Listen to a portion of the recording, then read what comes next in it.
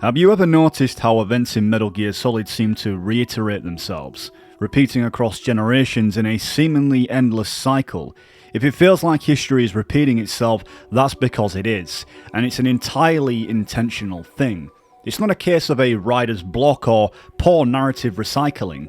Hideo Kojima masterfully uses these recurring patterns to divert our attention and mislead us, only to deliver profound revelations about humanity and the nature of existence towards the end. As the architect of this intricate story, Kojima constructs a world of smoke and mirrors. Events may take different shapes, but they often retain the same underlying concepts and structures, often echoing the cyclical patterns of real life. Just as the sun sets and rises again, seasons change, and wars continue without end, the series reflects a relentless cycle of repetition, trapped within the same patterns and in the confinements of the laws of the universe that tends to repeat the same patterns. Within the Metal Gear universe, many events are predetermined, orchestrated to serve the Patriots' agenda, manipulating the past, present and future, and essentially taking life hostage. The past was erased, the era sure was forgotten, the lie became the truth. History is written and rewritten, always returning to the same patterns. We see this theme woven throughout the series. The Patriots don't just control events, they replicate them, using history itself as a tool of manipulation. This isn't lazy writing, it's a deliberate, profound message. So I think it's only right that we take a closer look on how the Patriots exploit these repeating events, revealing Kojima's deeper meaning on commentary on the inescapable cycles of history and how they often repeat themselves.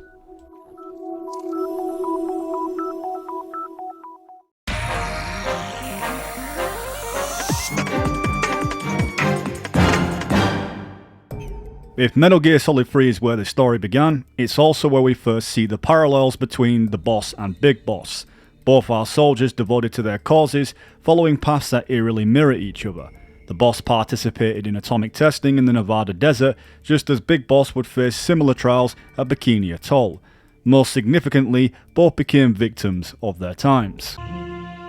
Snake, you were an atomic test subject, weren't you? On Bikini Atoll. That's part of the reason I was drawn to you. You and I are alike. We're both slowly being eaten away by the karma of others. For the boss, the scene was World War II in her era, a conflict that bled into the Cold War, with events that seemed to change but never altered the foundations of warfare or geopolitics. She was ordered by the philosophers, the precursors to the Patriots, to kill the Sorrow, her beloved partner and disciple. Boss, you have to shoot me. I can't. Shoot me. You want to finish your mission, don't you? Then you'll have to shoot me. The spirit of the warrior will always be with you. Don't be sad.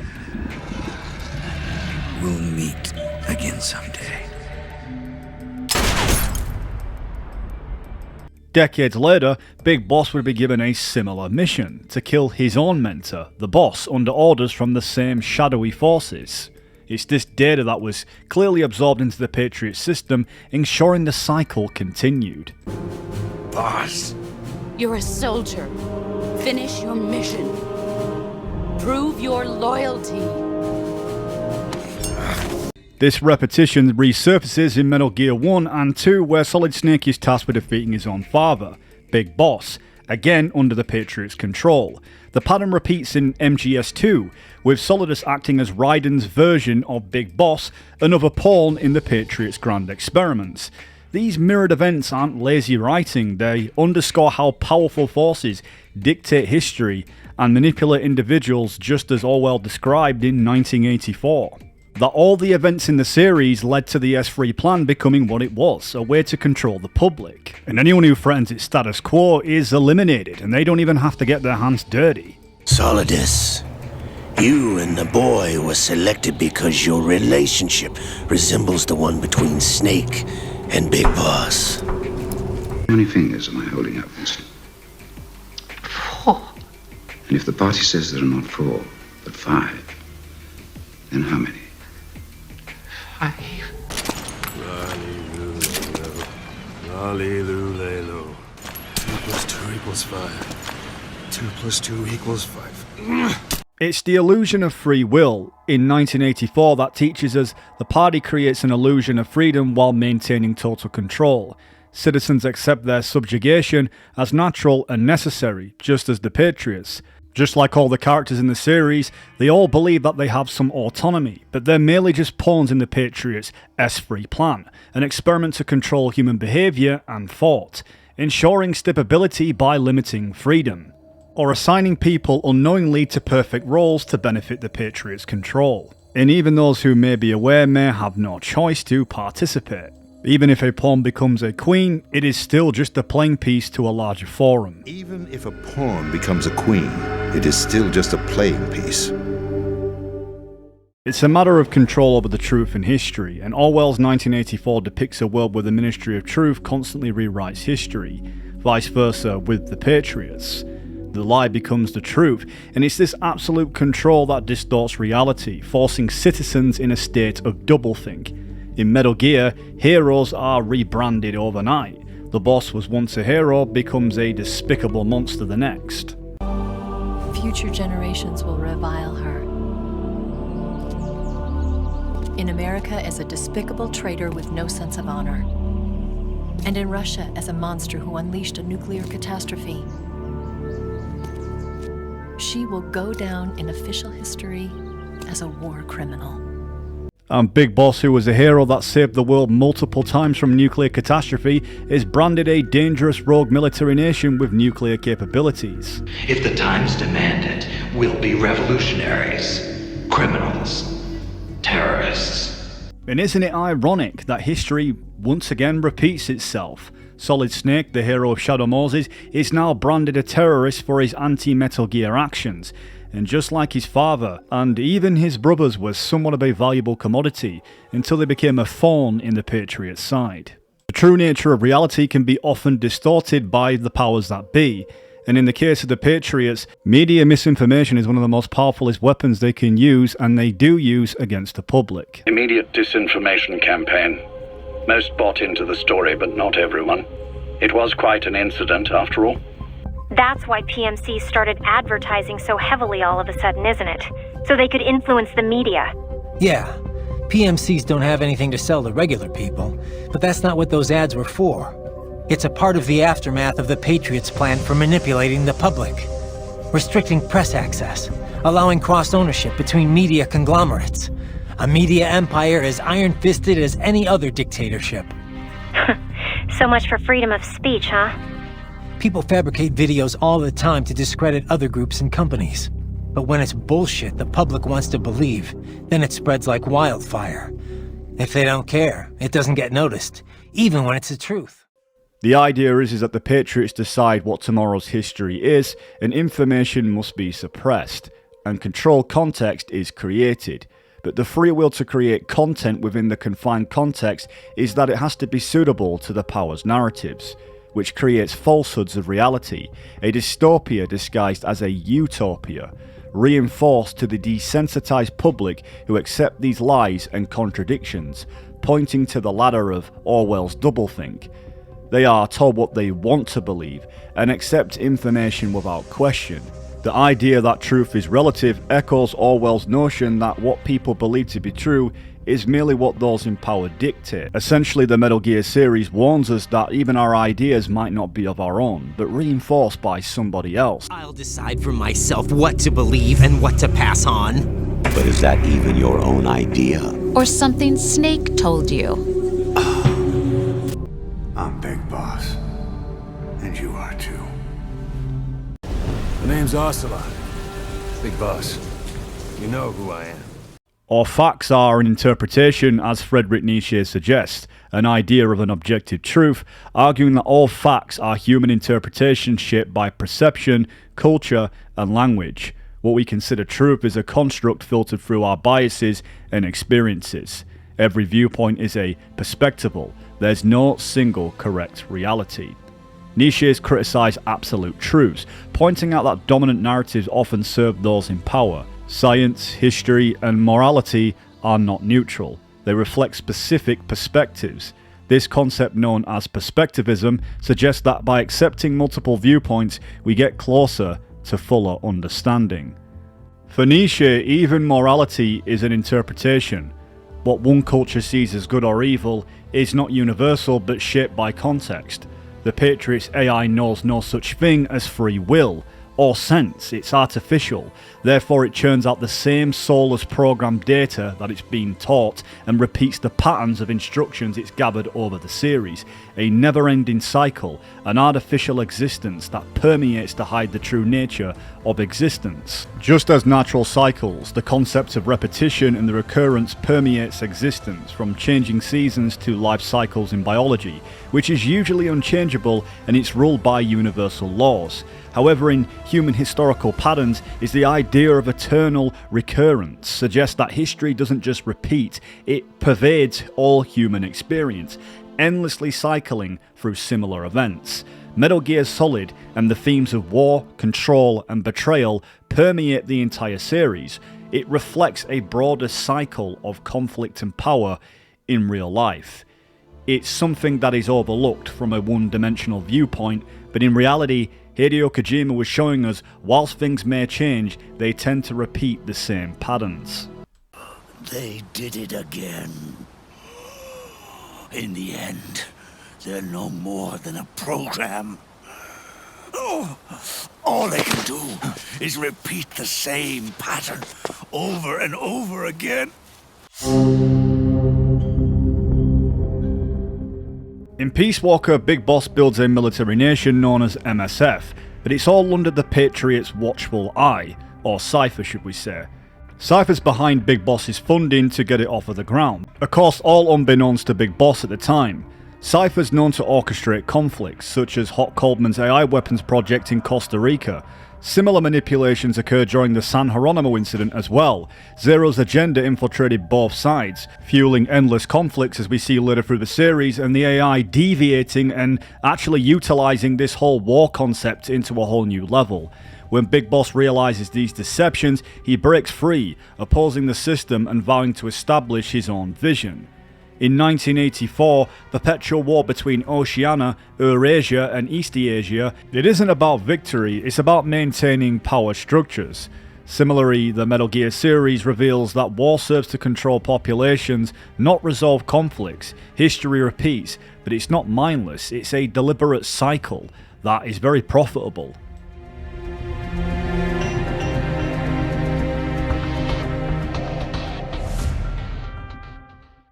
So the series explores the war economy, conflicts perpetuated not for victory, but for profit and control.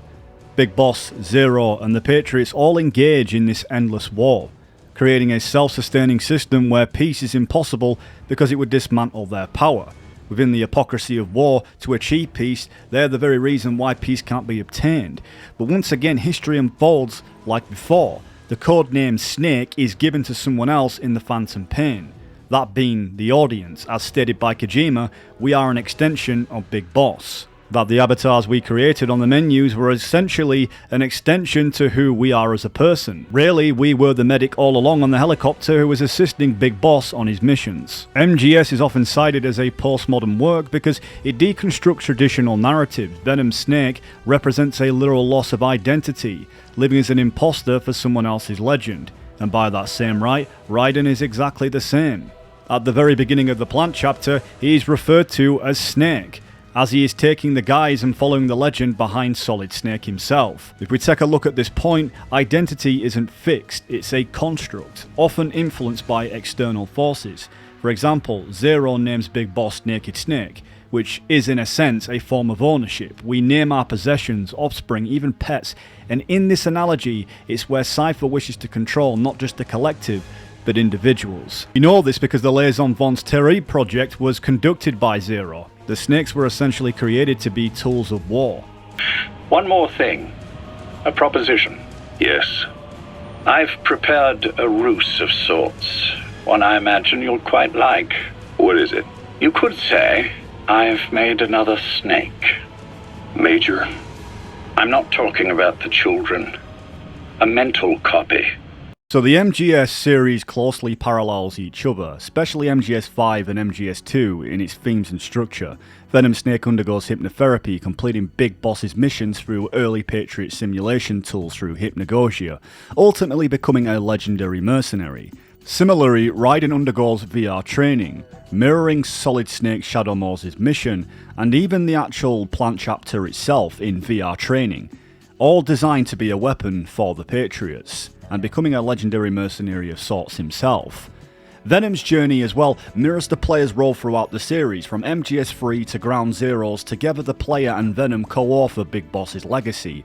The meta-narrative extends beyond the game, involving the audience directly. You, the player, are complicit in shaping that legend. Venom, like Big Boss, manages an offshore facility base funded by Cypher. And ironically, decades later, Raiden infiltrates an offshore facility set up by the Patriots to disguise Arsenal gear. And what's bizarre about the entire scenario is that Big Shell crashes into the ocean just like Big Boss's mother base during Ground Zeroes. Ironic, isn't it? And what else is profound, Big Boss is hiding Metal Gear Zeke and a nuclear weapon under the ocean, just like the Patriots are hiding Arsenal gear under the ocean. We can see the links between the two. And what do all these offshore facilities all have in common aside from the same particular orange colour? They all have a Big Boss figure in the front.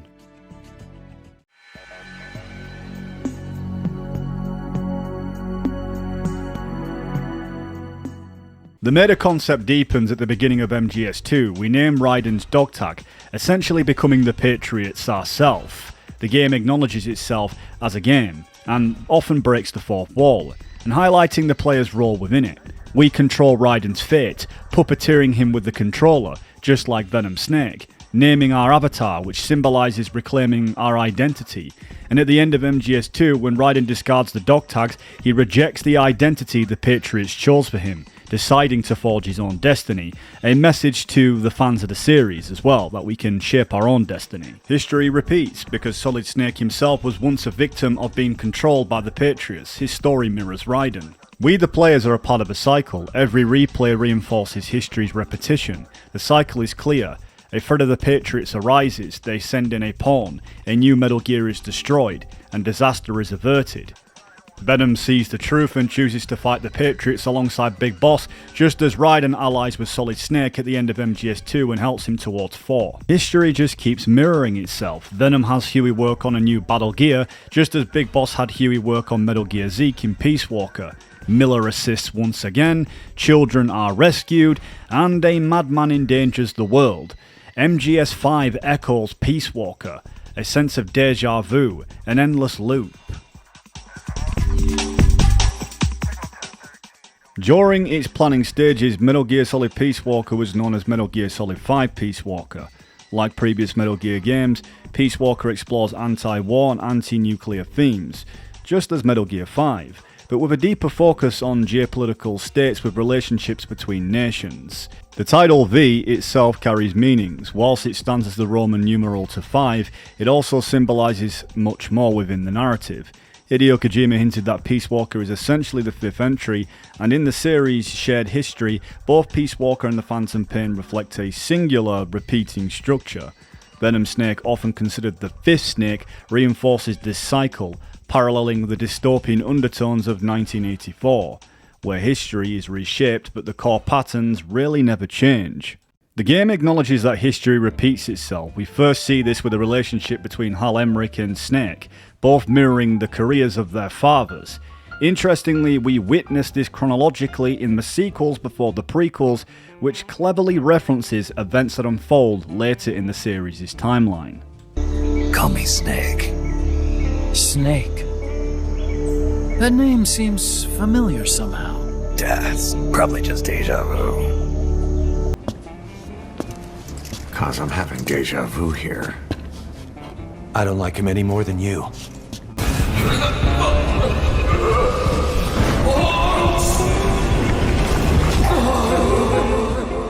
Deja vu is a common experience amongst people, where it feels like a sudden event has happened before. You're in a certain area somewhere and all of a sudden, boom, this thought just pops in your mind that something said or something that happened in this situation has happened before. In Ground Zeroes, the Deja Vu mission plays with the idea, poking fun at the game's continuity. Several scenes take place in Camp Omega, referencing scenarios from MGS1. It's all just a bit of fun for the fans, not canon or anything to do with a substantial mission, and it does not directly tie in with the Patriots' control system that causes these reiterations. However, we do know that the main mission of Ground Zeroes did happen, and Venom Snake did play some part within it in some form of a simulation through hypnagogia. After all, Ocelot has said that Venom Snake has completed all of Big Boss's missions on record. He's experienced all your missions on record and shares all your knowledge and experience, to make him believe that he is the one true Big Boss.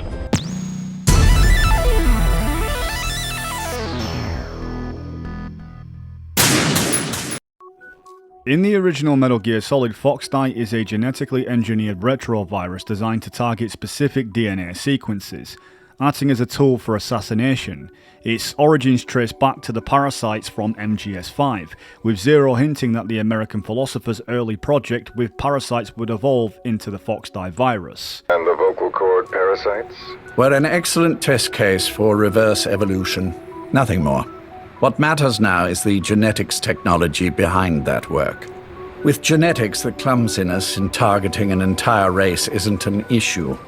We can target specific individuals. So this allowed the Patriots to target individuals based on their genetic code, surpassing mere language control. In Metal Gear Solid 2, the concept of control shifts from genetics to memetics, the manipulation of ideas and information.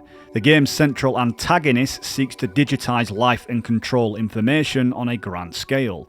The setting, the Big Shell, is more than just a decontamination facility. It's a double helix structure that symbolizes DNA, subtly tying the genetic themes of MGS1. The game underscores the idea that the manipulation of information mirrors the control of genetic material, creating a thematic continuity between the two games. In the first MGS, Solid Snake unknowingly becomes a vector for Foxdie, spreading the virus during his mission in Shadow Moses. Similar in MGS2, where Raiden acts as a vector for a digital form of Foxdie, disseminating controlled information. As he navigates Big Shell, an abstract representation of a biological cell, he accesses nodes that provide critical information. These nodes symbolize self-contained units of data, echoing the manipulation of genetic sequences in the earlier game. The information Raiden receives guides him, but it also allows him to keep his progress to be monitored. This digital Foxdie concept ties into the GW AI within Arsenal Gear. Emmett Emmerich designed a digital virus to disrupt GW's system, but of course with the Patriots dabbling. Ames's death is also triggered by the Patriots, shutting down his pacemaker with his nanomachines, acting as a sort of a digitized Foxdie. And all this highlights the control they wield. His fate was scripted to mirror the events of Shadow Moses' incident, reinforcing the S3 plan's intent to repeat history and control people on a wider scale. In MGS4, the pattern repeats. Snake meets Drebin, a Patriot spy, and gets injected with a new Foxdie strain, once again becoming a vector, this time to eliminate Eva, Revolver Ocelot, and Big Boss. Some might see these events as poor writing, but it's all part of a predetermined cycle, showcasing the brilliance of Metal Gear Solid's narrative design.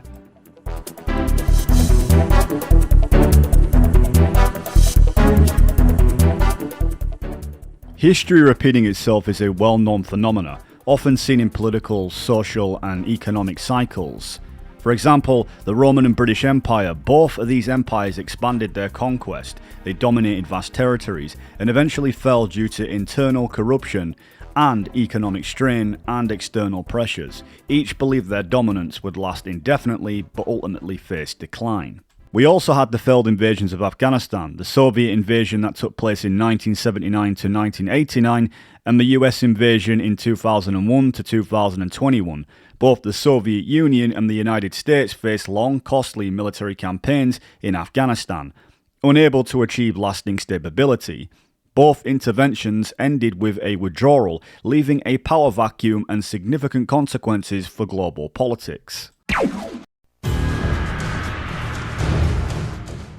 All of these historical cycles show that while the actors and settings change, the patterns, conflict, rise and fall, innovation and resistance often remain the same, much like in Metal Gear Solid's narrative of repetition, that in the real world there is plenty of examples of the human condition of people just repeating the same mistakes they've made before. For example, Arthur Schopenhauer's philosophy centers on the concept of the will, a blind, unending force that drives all life and existence, and serves as a main narrative structure behind the Metal Gear series. He believed that everything in the world is a manifestation of this will, which constantly strives for satisfaction but never truly achieves it. That this perpetual cycle of desire, fulfillment, and dissatisfaction traps humanity in a repetitive pattern, with progress being an illusion. According to Schopenhauer, creativity and human endeavours are mere expressions of this will, doomed to reiterate the same struggles under different forms. It's the assertion that human desire fuels repetitive cycles is mirrored in the motivations of characters like Big Boss, Ocelot, Solidus and Zero, and plenty of other characters in the series that each seeks to impose their version of order or freedom, but their ambitions is inevitably going to lead to chaos, mirroring the endless striving of the will, or the boss's will, should we say. The narrative suggests that as long as human ambition exists, the cycle of conflict will perpetuate, a core theme that Schopenhauer believed was an inescapable aspect of existence. In essence, Metal Gear Solid echoes Schopenhauer's philosophy by portraying a world where human endeavours are driven by ambition and ideology are a part of an eternal cycle.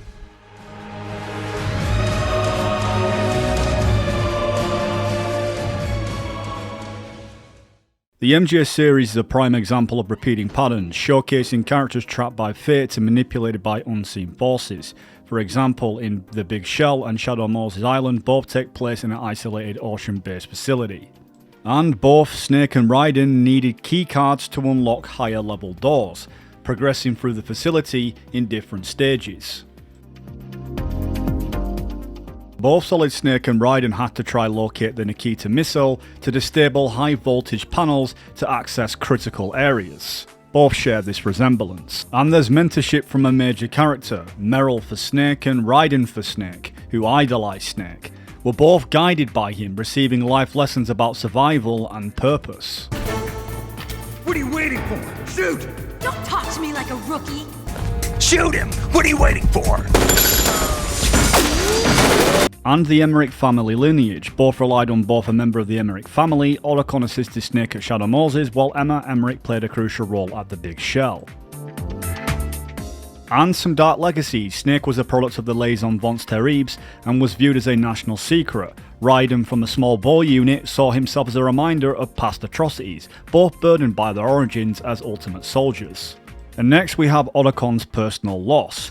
Throughout the series, his life has been shrouded in tragedy and has seen a few incidents of someone he cares about and dearly loves that has been tragically killed or have passed away under unfortunate circumstances. In Metal Gear we have a few support teams like Mei Ling and Rosemary, but we also have betrayals with Naomi Hunter and Rosemary, who were spies monitoring Snake and Raiden, eventually revealing their true identities as well as their intentions. And of course we have the infamous impersonations. In both events, in the Shadow Moses and Big Shell, an enemy impersonated a support team member, Liquid as McDonald Miller, and Olga disguised with Raiden's mission as the ninja, and Solid Snake as Pliskin. And we have commanding officers. Both Snake and Raiden followed orders from a colonel, Roy Campbell.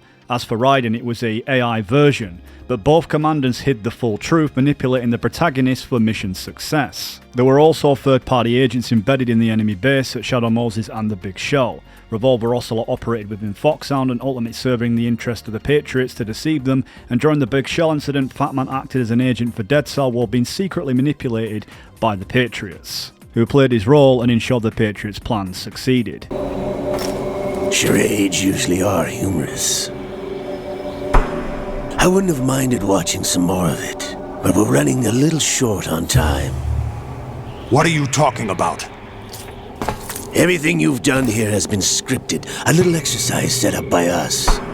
Liquid Snake's played a big role in many incidents and has had direct involvement with Metal Gear in each. At Shadow Moses, he piloted Metal Gear Rex in the climatic battle against Solid Snake, and during the Big Shell incident, Liquid's consciousness controlled Ocelot, ultimately steering events towards his own agenda. Even in MGS5 as a young Eli, Liquid's connection to Metal Gear technology was foreshadowed.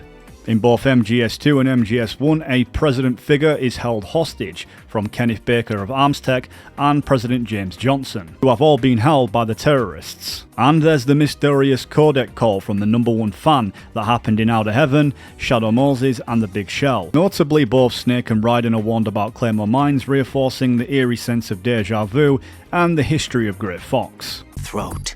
You mean from Shadow Moses? Mr. X, then. Mr. X now, is it? Why would it matter if I called you Deep Throat? Never mind about that. Why did you contact me? Let's just say I'm one of your fans. And before Raiden encountered Vamp, the scene with bodies strewn across the corridor mirrored the aftermath of the ninja's rampage before Snake's fight in Shadow Moses. And in saving the operative in both incidences, the cyborg ninja intervened to save the protagonist from being killed by Metal Gears. Yes, Olga isn't Grey Fox, but her stance mirrors what Grey Fox fought for. In the Metal Gear series, groups like Foxhound, Dead Cell, the Cobra Unit and Big Boss's mercenaries all share a key role as unique tactical units, whenever rebelling against power, like Foxhound at Shadow Moses and Dead Cell at the Big Shell, all serving under loyalty and betrayal. Like the Cobra Unit and Big Boss's forces, these teams reflect the recurring themes of rebellion, control, and the cycle of war that defines the whole series. Know this. Zero and I were liquid and solidus. We all fought a long, bloody war for our liberty. We fought to free ourselves from nations and systems and norms and ages. But no matter how hard we tried, the only liberty we found was on the inside, trapped within those limits. What we've seen showcased repeatedly highlights cycles and patterns often predetermined by the Patriots' S3 plan to control the world by first controlling individuals. But it's not all down to that. Some of it comes from the characters' own lives, caught in the constant repetition of war and conflict. Human nature itself is very repetitive and reflecting these same constructs. The game mirrors its own narrative, with dialogue like "kept you waiting" and "it's not over yet," which honestly are just a lot of catchphrases to adhere to the fans who love the series. But its narrative is Ouroboros, biting its own tail, constantly cycling back on itself, much like history.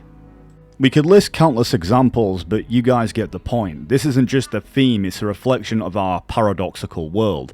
These man-made constructs become so integrated into human life that we forget to break free from within. We're trapped, repeating the same patterns and mistakes. Chained to fate. Nietzsche's idea of eternal recurrence fits perfectly here. History doesn't progress linearly, it cycles endlessly. Wars, revolution, rises and falls are all part of an inescapable pattern. Imagine living the same life, making the same choices, witnessing the same events over and over. Would you act differently, knowing it all repeats? This concept is what forces us to confront the meaning of our actions within a larger repeating history. It's not fatalistic, it's about embracing life's repetitions. Humanity's failures and triumphs aren't isolated, they are a part of a recurring cycle. In MGS4 we learn that trying to force the world to change or become one under a will and ambition, like many characters have tried to, only brings more chaos. And that true change comes from understanding who we are and breaking free from within. Historical deja vu, a new war, a new dictator. The same struggle demands awareness. We are a part of the cycle, often without even realizing it. If history repeats, how do we act? How do we live in a way that we'd be willing to repeat endlessly, one that actually benefits mankind?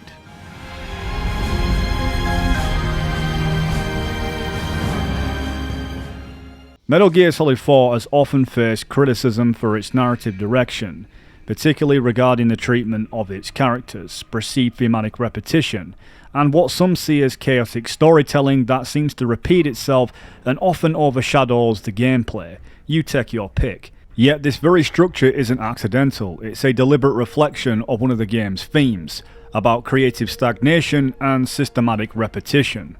The Patriot AI systems reflects its soulless, uncreative and rehashed context because it lacks the will and sense that humans create. It's artificial. It lacks the authentic ability to capture the essence of what humans call a soul or an art form. Therefore reflects this to the audience who are tired of this repetitive structure that feels robotic instead of anything new. Oh, what happened? Do you feel lost? Why not try a bit of soul searching? Don't think you'll find anything, though. The Patriots knows nothing of change, only the context it's created. War and nothing above it. Society, civilians, PMCs, they all become integrated into the system whenever they like it or not. It becomes routine. War becomes routine. The game's uses of characters, settings and events from past titles isn't simply fan service or lack of originality. Although truth be told, Kojima was done after the second Metal Gear game, and because of fans continuing to press him to make more games, Metal Gear 4 was the result. One has to come back and replay MGS4 to understand it's a purposeful mimetic recombination, a blend of familiar events repackaged to show the hollowness of repeated patterns.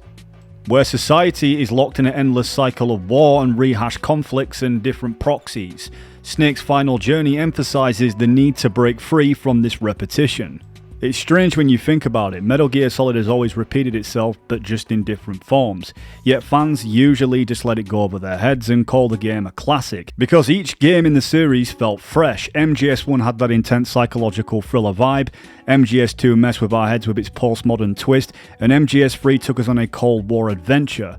That variety hid the fact that the series kept coming back to the same core themes. When MGS4 rolled around, people expected a grand finale, not a greatest hits remix. Each act pulling heavily from older games is what threw people off. Instead of a new story, it felt like a trip down memory lane, only messier. So what was meant to be a statement about cycles and control felt like a lack of new ideas, an excuse to rehash the old games because of the better hardware on PlayStation 3.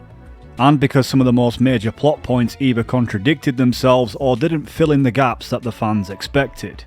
In a weird, ironic way, this actually filters through into the MGS community, where these cycles of discussion still continue between right and wrong if MGS4 was truly a misread masterwork or a mistake.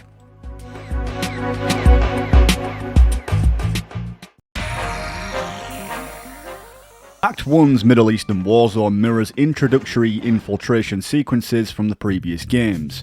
Tropes like the poorly equipped infiltration and Snake's costume change recall moments from MGS3.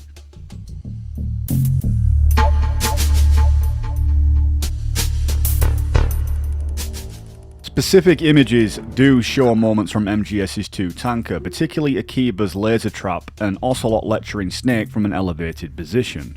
Even Meryl's Foxhound unit recombines elements from the Foxhound in Metal Gear Solid 1 and from before, as well as Snake's battle against the frogs blends scenarios from past ambush fights from some of the games in the series.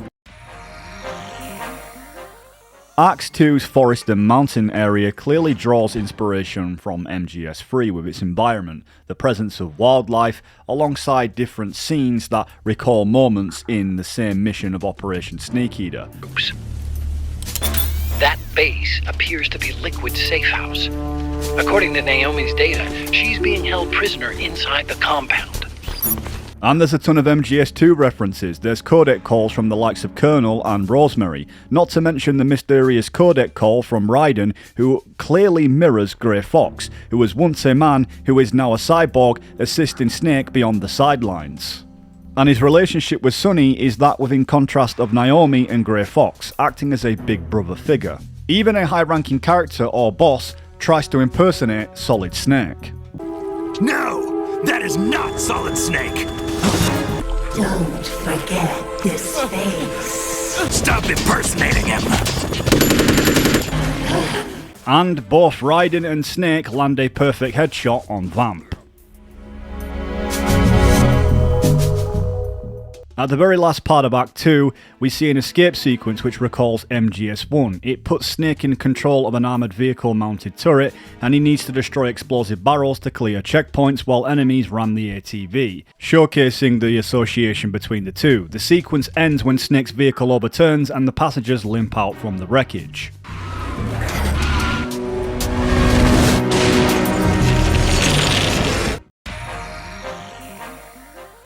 Act 3 borrows its settings and atmosphere, as well as Snake's costume, from Snatcher, one of Kojima's earlier titles that often finds its way into the Metal Gear narrative, along with Police Notes. However, writing off the act as an extended Snatcher reference overlooks the many Saga's references embedded therein. And Snake contacts a resistance organisation, overtly recalling the resistance groups of the Saga's roots in Metal Gear 1. Snake stalks resistance members, mixing elements from Metal Gear 2. When Snake follows a Green Beret to Kyo Marv's cabin. MGS1 is when Snake tracks Meryl, MGS2 is when Raiden finds Ames, and MGS3 is when Naked Snake stalks Rykov for his uniform. And in MGS2, we see this when Snake lays ground cover for the Resistance, recalling the sniper cover that Raiden laid as Emma crossed the Big Shell's oil fence. And half of the third act's chapter draws inspiration from Naked Snake and Eva's bike escape at the end of MGS3. The pair shoot through checkpoints of grunts and vehicles before dodging the explosive attacks of a boss enemy during the second half of the escape, as Eva and Snake had fought through the first Grozny Grad and then avoided the Shagohod's missiles on the base's runway. Snake does the same but faces Raging Raven. And then at the end of Act 3 concludes with references to the MGS2's tanker chapter. Ocelot hijacks the game's ultimate weapon, decimates a large group of American soldiers, and departs from the scene.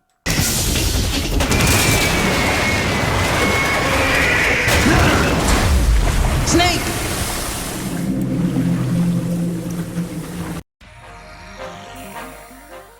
Act 4 heavily references MGS1 in its setting and scenario, but the sequences play out differently, and send Snake on a familiar journey once again into Shadow Moses, albeit a fractured and weathered former shadow of itself. Twin Suns slips elements from other Saga titles into its scenario. MGS4 makes the second area of MGS1 playable and passes this off as Snake's Dream, recalling MGS3's Guy Savage minigame.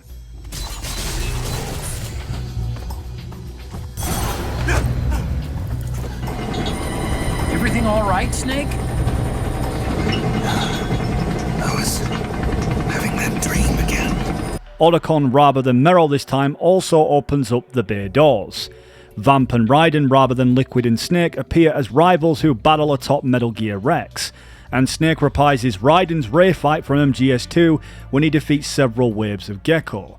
The act closes with a blend of MGS1's and MGS2's endings. Snake and Ocelot slump out of a wrecked Metal Gear, and Snake pursues Ocelot with serious injuries and a machine gun as Liquid had encroached upon Snake at the end of MGS1. Haven plows into Shadow Moses as Arsenal Gear had plowed into Manhattan in MGS2, while Raiden stops it from killing Snake as Grey Fox had stopped Rex from killing Snake in MGS1.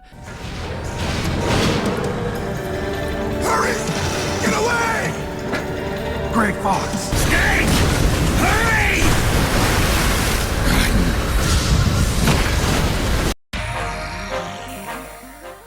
Act 5 combines the settings of MGS's 2 tanker with the aesthetics of the Big Shell and Arsenal Gear. Snake traverses the hull of a transport vessel replete with ladders, hanging wires, and watertight doors, while he also sneaks around blockish obstacles that recall the crates that Snake and Raiden fought among board Arsenal Gear. And Meryl and Snake revisit their roles of the Protector and the Protected. The roles kind of switch this time round, as the younger generation take care of the old as the old took care of the young. The apprentice now becomes the master. Both Snake and Meryl fight again under the umbrella of reliving their fight against Psycho Mantis. The microwave hall blends two Saga tropes, Snake's final exertion and the torture sequence, into one complex experience, symbolising the ultimate struggle to break free from the cycle. The final confrontation with Ocelot is filled with references to past battles that Big Boss himself had experienced. The larger message is that MGS4's characters and scenarios are not new, they're recombinations of past elements. These monsters are proxies for past experiences trapped in a loop where true independence is impossible. Solid Snake's final mission is not just about survival, it's about dismantling the forces that trap society in this cycle of repetition. And since Ocelot is a Patriot member under the guise of using Liquid's personality, it is very possible that he could have implemented all these designs into the Patriot system, hence why it's played out the way it has. As showcased, a lot of the events that have taken place throughout the series before the Patriot's AI system was completed have already happened. What makes MGS4 so compelling and so unsettling is its relentless exploration of hollow victories. The entire series has been stitched together by this recurring theme. Characters we know shedding pieces of themselves, trying to fill the void with borrowed identities. It's a brutal cycle. Ocelot literally grafting Liquid's arm onto himself in MGS2 isn't just body horror, it's a metaphor for what's been happening across the entire saga. In MGS4, this theme reaches its breaking point. No one is really evolving or growing. They are losing fragments of who they once were, forced into recycled roles by a system that won't allow real change. Snake is locked into being Big Boss's replacement, his proxy, the whole role he was literally born to play. Merrill returns no longer the rookie, but manipulated as a pawn to control Roy Campbell. Raiden is now the ninja, but struggles, caught between past identities until the system is defragmented. And the B&B Corps? Their tragic echoes of the past are stitched together from Foxhound, the Cobra's names, and the likes of Dead Cell's weapons. They aren't just bosses, they're the fallout of the same traumas and systems, creating new monsters for a new generation. Essentially, all the B&Bs are a combination of all the recurring units throughout the series. Ocelot nails it, that the system is an insurance that future generations never prosper.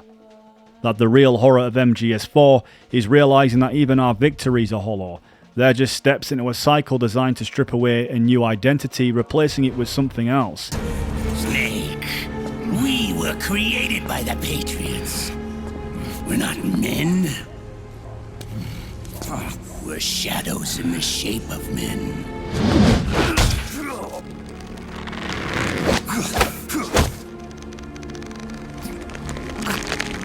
We're freaks who never should have existed.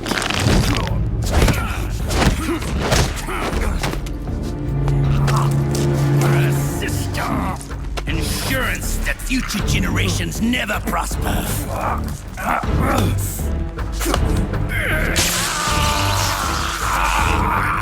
The Patriots saw fit to create us, and in doing so became our only raison d'etre. Even the flashbacks coded as gameplay, they're not just nostalgic callbacks, they're interactive elements showing that history is fundamental to the series' message. Even Snake saluting the gravestone at the start, he's still in Big Boss's place. The entire setup hinges on Ocelot exploiting the Patriots' predictability. They'll always send in a snake to stop a boss. It's a loop, a routine. And Snake can't be free until it breaks. Everything has to return to its natural state. Big Boss needs to come back and face the fate that he's escaped and atone for his sins, freeing Snake from the role that he was never meant to play. You are nobody's tool now. No one's toy. You are no longer a prisoner of fate. You are no longer a seed of war. It's time for you to see the outside world with your own eyes. Your body and your soul are your own.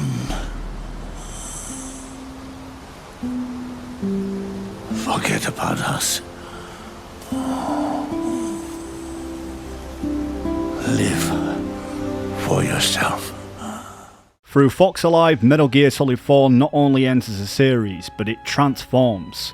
The tangled, fragmented elements of MGS1 and MGS2 and MGS3 finally find clarity.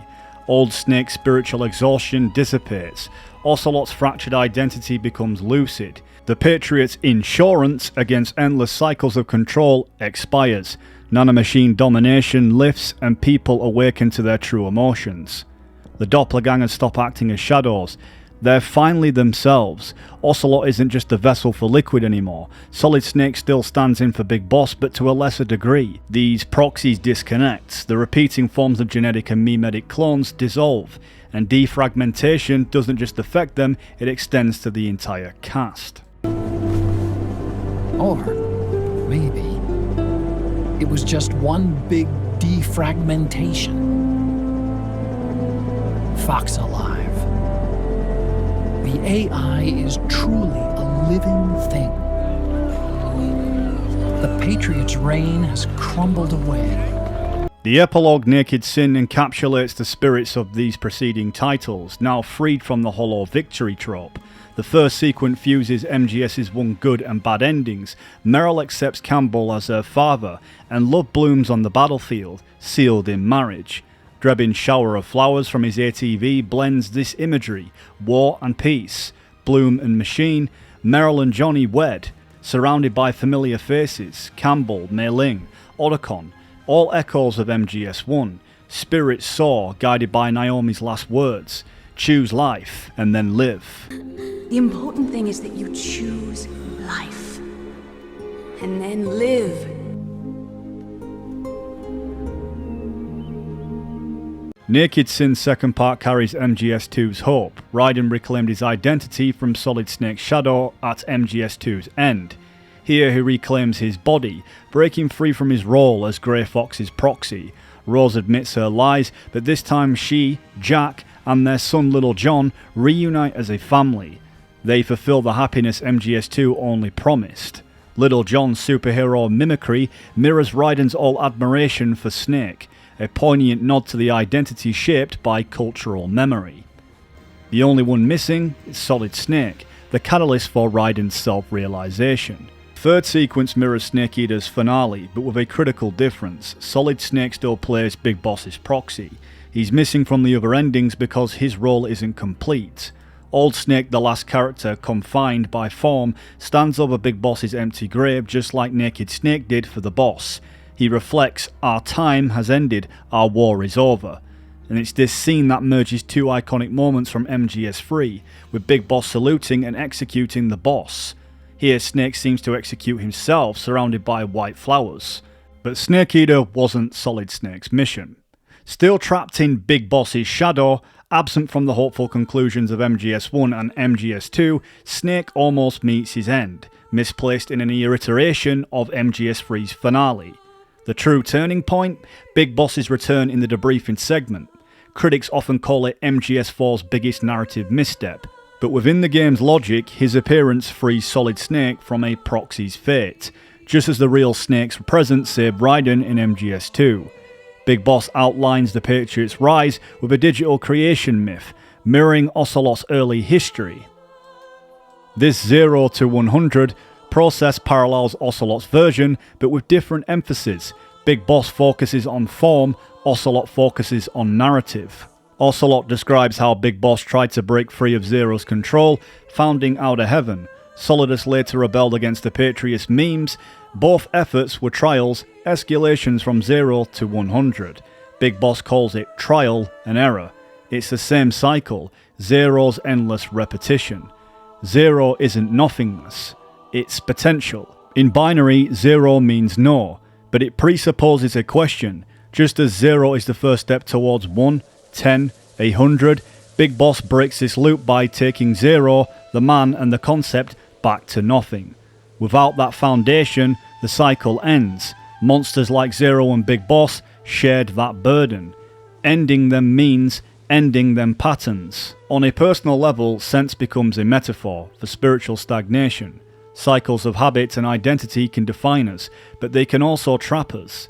True growth means breaking these cycles, not erasing them, but transforming them. This isn't just about a game series, it's about us, the players. Serial media, like life, repeats familiar forms. We demand more of the same, typecast by our expectations. Breaking free from 0 doesn't mean discarding everything, it means facing the cycle with self-awareness. carving something new from the uncarved block. MGS4 shows us that freedom from endless repetition starts with understanding the cycle and choosing to grow beyond it. Even whilst personal repetitions of personal behaviours can never really be permanently discarded, there is something that we can learn from it. One of the highlighted messages to take away from Metal Gear Solid 4 is when Big Boss says that the world would be better off without snakes, highlighting that the fact that throughout the series, snakes have been nothing but pawns, trapped in a chain of endless warfare and repetition of history repeating itself, that the world would be better off without snakes. Thank you for watching this video essay and sticking with me. I'm aware it's been a little bit messy, and if you've been here until the end and if you've made it this far, I'd love to hear your thoughts and feelings about this poetic, unmistakable series. What resonates with you? What moment stayed with you the longest? And if you're new here, please consider subscribing and don't forget to like the video. It really helps the content reach more people who share our passion. I'm the Voicebox, and until we meet again, take care and stay connected to stories that matter.